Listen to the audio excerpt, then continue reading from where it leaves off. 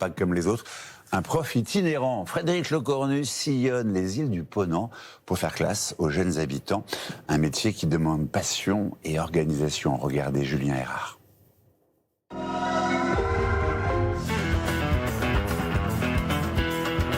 Je prends le bateau direction l'île de Groix, car aujourd'hui, je retourne au collège.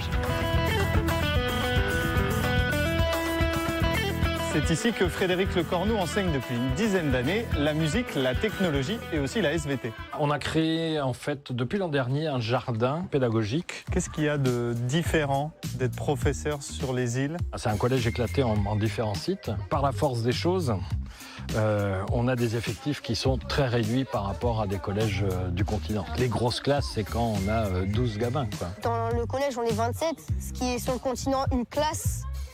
Et c'est très calme, donc du coup on peut avancer très vite. Molène, Batte ou Ouessant, ils sont une trentaine de professeurs itinérants à enseigner au collège des îles du Ponant et partagent tous leur semaine entre 2 voire 3 îles. Bon là on n'a pas trop de temps à perdre, c'est ça? Alors là, ouais. Sinon on risque de louper le bateau.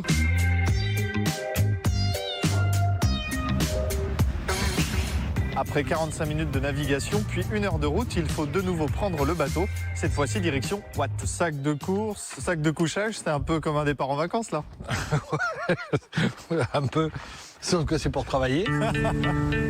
Ça vous est déjà arrivé, vous, d'être bloqué? Le plus souvent sur les îles, ouais, ça fait partie du jeu. Ça serait pas plus simple de demander aux jeunes des îles de se déplacer sur le continent? Alors je crois pas, non. C'est quand même des jeunes. Imaginons qu'ils soient bloqués sur le continent, ça devient tout de suite beaucoup plus galère que nous, adultes. Ce collège, il a une importance vitale pour les îles, ce qui permet de garder les familles sur les îles. Une partie des professeurs sont contraints de dormir sur les îles où ils enseignent.